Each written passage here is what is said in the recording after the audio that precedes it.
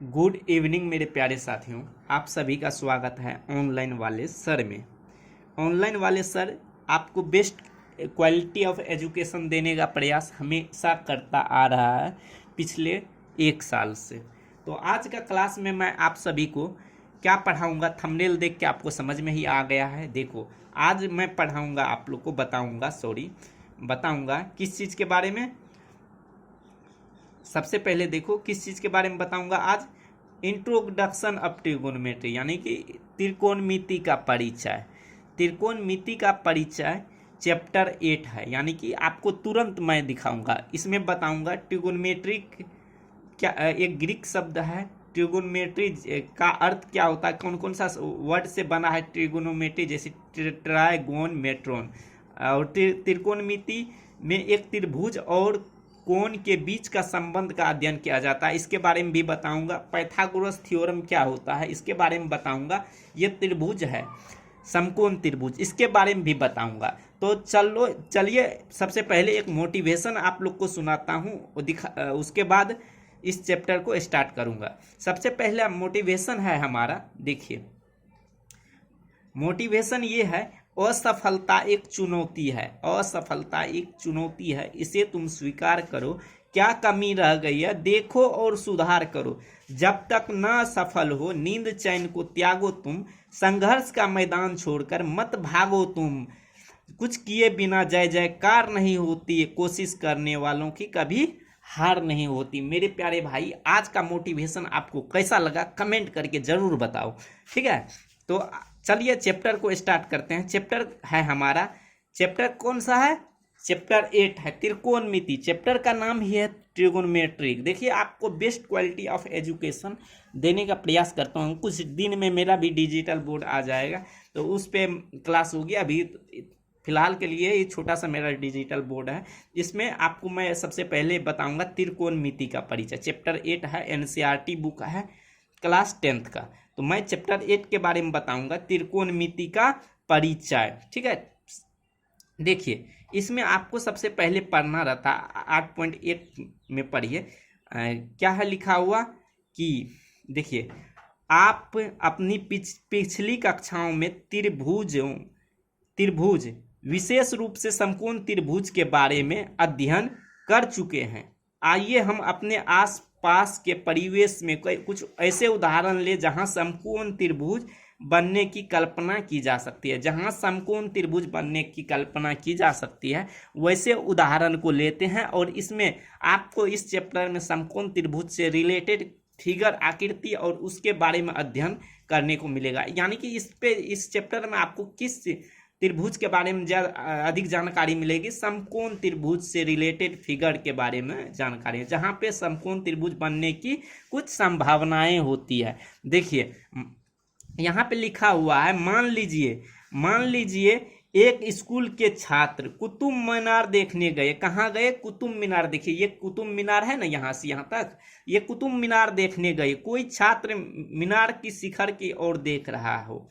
कोई बच्चा है, जो यहाँ पे बच्चा है, ये क्या है, देख रहा है कहाँ पे, शिखर की ओर। कुतुब मीनार का शिखर कौन सा है, ऊंचा, जहाँ पे सबसे ऊंचा जगह होता है वही शिखर होता है, ठीक है। शिखर ये है, ये बच्चा यहाँ से कुतुब मीनार का शिखर को देख रहा है। अब यहाँ पे देखिए, ये बच्चा जब देख रहा है तो ये क्या बन रहा है, एक समकोण त्रिभुज बन रहा है।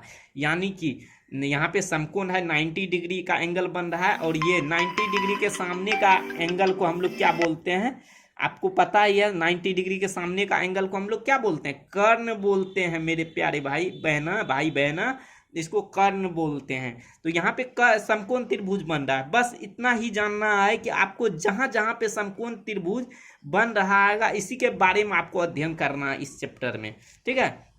और चलिए कुछ चीज़ को बताता हूँ। तब देखिए, यहाँ पे भी समकोण त्रिभुज बन रहा है। यहाँ पे देखिए, यहाँ एक छत पे एक बच्चा, यहाँ छत से एक बच्चा क्या देख रहा है, मंदिर को देख रहा है। यहाँ पे भी संभावना है ना। और 90 डिग्री के सामने वाला जो साइड होता है उसको हम लोग क्या बोलते हैं, हाइपोटेनुस। कर्ण को इंग्लिश में क्या बोलते हैं, हाइपोटेनुस। एच से डिनोट करते हैं मेरी बहना भाई। अब देखिए, मान लीजिए एक गर्म हवा वाला गुब्बारा उड़ रहा है, यानी कि यहाँ पे हवा वाला गुब्बारा उड़ रहा है, यहाँ पे भी समकोण त्रिभुज बन रहा है। तो इसके बारे में भी अध्ययन करेंगे, पूरा डिटेल से मैं बताऊंगा। आप लोग वीडियो में बने रहो लास्ट तक। और देखिए और क्या क्या लिखा हुआ है। अब देखिए त्रिकोणमिति शब्द कहाँ से आया है, इसके बारे में सबसे पहले जानिए। देखिए अब हम लोग अच्छी तरह से जानते हैं, ऊपर बताई गई सभी स्थितियों में दूरियां, ऊंचाइयां, गणित तकनीकों को जो त्रिकोणमिति नामक गणित की एक शाखा के अंतर्गत आते हैं। जो भी वर्ड है ऊंचाई, दूरी, ये सब कहाँ से आता है, त्रिकोणमिति नामक गणित की एक शाखा के अंतर्गत आते हैं, एक शाखा के अंतर्गत आते हैं। ठीक है, इस और ये शब्द त्रिकोणमेट्री जो शब्द है ये अंग्रेजी शब्द है और ये ग्रीक शब्दों से बना हुआ है। कौन सा शब्द से, ग्रीक शब्द से। ट्रिगोनोमेट्री देखिए 3 शब्द से बना हुआ है, ट्राइगोनोमेट्री। ट्राई जिसका अर्थ क्या होता है, 3 होता है। ट्राई का अर्थ क्या होता है, 3 होता है। और गोन का अर्थ क्या होता है मेरे भाई बहना, भुजा होता है। गोन का अर्थ क्या होता है, भुजा होता है। और मेट्रोन का अर्थ होता है माप, यानी कि मापना, किसी चीज की भुजा को मापना और कोण को मापना, यही इसी का अर्थ। ये सब से मिलकर ट्राई का मतलब होता है 3, गोन का अर्थ होता है भुजा और मेट्रोन का अर्थ होता है माप। इसी से मिलके हमारा ट्रिगोनोमेट्री बना है। आपको पूछेगा ट्रिगोनोमेट्री कैसा शब्द है, आपको बोलना है ग्रीक शब्द है। ठीक है, वस्तुतः त्रिकोणमिति में एक त्रिभुज की भुजाओं और कोणों के बीच का संबंधों का अध्ययन किया जाता है। अब बताइए त्रिकोणमिति में किस चीज का अध्ययन किया जाता है, त्रिकोणमिति में त्रिभुज की भुजाएं एवं कोणों के बीच का अध्ययन किया जाता है। मेरे बहना इस लाइन को हमेशा याद रखना, आप जब टॉप कर जाओगे, इंटरव्यू में जाओगे, तब आपसे पूछा जा सकता है। ठीक है, त्रिकोणमिति में किस चीज का अध्ययन किया जाता है, तो आपको बोलना है त्रिकोणमिति में एक त्रिभुज की भुजाओं और कोणों के बीच का संबंध को अध्ययन किया जाता है। ठीक है, अब देखो आप पिछले कक्षा में बेसिक, अब चैप्टर स्टार्ट हो जाएगा। देखिए त्रिकोणमिति के कुछ अनुपात, इसमें अनुपात को हम लोग सीखेंगे। साइन थीटा क्या होता है, कॉस थीटा क्या होता है, इसके बारे में सबसे पहले बताऊंगा। अब सबसे पहले बेसिक चीज आ जाते हैं, बेसिक चीज पे। बेसिक चीज ये बताओ त्रिभुज क्या होता है। आप सबसे पहले बताओ त्रिभुज क्या होता है। इस तरह का आकृति आपने कभी देखा होगा। त्रिभुज किसे कहते हैं, त्रिभुज किसे कहते हैं, ट्रायंगल इंग्लिश में बोलते हैं ट्रायंगल और हिंदी में बोलते हैं त्रिभुज। त्रिभुज किसे कहते हैं ये बताओ, त्रिभुज किसे कहते हैं, ये पहले जानना जरूरी है। आप आंसर लिख लेना, ये तो पूछेगा नहीं किसे कहते हैं, आप आंसर लिख लेना। 3 भुजाओं से बंद आकृति को त्रिभुज कहते हैं। 3 भुजाओं से बंद आकृति को त्रिभुज, ये 3 गो साइड है और 3 गो भुजा है, इसी को क्या कहते हैं, त्रिभुज कहते हैं। त्रिभुज कितने प्रकार के होते हैं, त्रिभुज देखो मेरे बहना और भाई, त्रिभुज 3 प्रकार के होता है। 3 प्रकार का होता है, कौन कौन सा। पहला होता है न्यून कोण त्रिभुज। न्यून कोण त्रिभुज, न्यून कोण क्या होता है ये आप लोग जानते होंगे, 90 डिग्री से कम कम का कोण को न्यून कोण कहते हैं। और जो त्रिभुज में 90 सभी एंगल क्या होता है 90 डिग्री से कम होगा, उसको न्यून कोण त्रिभुज कहेंगे। जैसे 60 हो गया, ये 55 हो गया और ये 65 हो गया, तो ये बन गया न्यून कोण त्रिभुज, यानी कि न्यून कोण से बना हुआ त्रिभुज है ना। अब होता है, एक होता है समकोण त्रिभुज, दूसरा होता है समकोण त्रिभुज। क्या होता है, समकोण त्रिभुज। पहला होता है न्यून कोण, पहला होता है न्यून कोण, दूसरा होता है समकोण और तीसरा होता है अधिक कोण त्रिभुज। अधिक कोण त्रिभुज क्या होता है मेरी भाई और बहना, समकोण क्या होता है, जिसका एक कोण समकोण होता है उसको समकोण त्रिभुज कहते हैं। पूछ रहा है समकोण त्रिभुज सर क्या होता है, आप 9th क्लास में नहीं पढ़े हो। समकोण त्रिभुज, जिस त्रिभुज का एक कोण समकोण होता है उसे समकोण त्रिभुज कहते हैं। अधिक कोण त्रिभुज, जिस त्रिभुज का एक कोण कम से कम 91 डिग्री का हो, 90 डिग्री से अधिक होता है उसको अधिक कोण त्रिभुज कहते हैं। जैसे ये 91 डिग्री का एंगल हो गया, इसको अधिक कोण त्रिभुज कहेंगे। इस चैप्टर में हम लोग एक समकोण त्रिभुज के बारे में पढ़ेंगे। किसके बारे में, समकोण त्रिभुज के बारे में। क्या कमेंट कर रहा है, कमेंट आ रहा है कि सर पहले बता दीजिए त्रिभुज कितने तरह का होता है। तो त्रिभुज मेरे भाई तीन तरह का होता है एंगल के आधार पे। किसके आधार पे? कोण के आधार पे। कोण के आधार पे, कोण के आधार पे कितने तरह का होता है? तीन तरह का होता है, न्यून कोण, समकोण और अधिक कोण। ठीक है। और साइड भुजा के आधार पे भी तीन तरह का त्रिभुज होता है। किसके आधार पे? भुजा के आधार पे। 1 2 3 इसमें हुआ ना, सॉरी 2 3, तीन टाइप का इस कोण के आधार पे होगा, तीन टाइप भुजा के आधार पे होता है। समबाहु त्रिभुज, जिस त्रिभुज का सभी भुजा बराबर होता है उसे समबाहु त्रिभुज कहते हैं। जिस त्रिभुज का सभी भुजा बराबर होता है उसे समबाहु त्रिभुज कहते हैं। जैसे ये 5 सेंटीमीटर है, ये भी 5 है, ये भी 5 है, इसको समबाहु त्रिभुज कहते हैं। और एक होता है समद्विबाहु त्रिभुज, जिस त्रिभुज का दो भुजा आपस में बराबर होता है उसे समद्विबाहु त्रिभुज कहते हैं। जिस त्रिभुज का आपस में दो भुजा कितना बराबर होता है, जैसे ये 5 है, ये भी 5 है और ये 3 है, इसे ये हो गया समद्विबाहु। और एक होता है विषमबाहु त्रिभुज, जैसे अलग अलग है, ये 5 है, ये 8 है, ये 9 है, इसे बोलते हैं विषमबाहु त्रिभुज। ठीक है। यानी कि आपको 6 तरह का त्रिभुज मेन रूप से आपको याद रखना। त्रिभुज कितने तरह का होता है? 6 तरह का। और इस चैप्टर में सिर्फ हम किस त्रिभुज के बारे में पढ़ेंगे? समकोण त्रिभुज। अब चलो, अब समझ में आ गया सभी को? समकोण त्रिभुज। समकोण त्रिभुज सर क्या होता है? समकोण त्रिभुज देखो मेरे प्यारे भाई बहना, समकोण त्रिभुज, जिस त्रिभुज का एक कोण समकोण होता है उसे समकोण त्रिभुज कहते हैं। ठीक है। जिस त्रिभुज का एक कोण कम से कम समकोण होता है उसे समकोण त्रिभुज, यानी कि 90 डिग्री। समकोण किसको बोलते हैं? समकोण मतलब होता है 90 डिग्री। कितना होता है?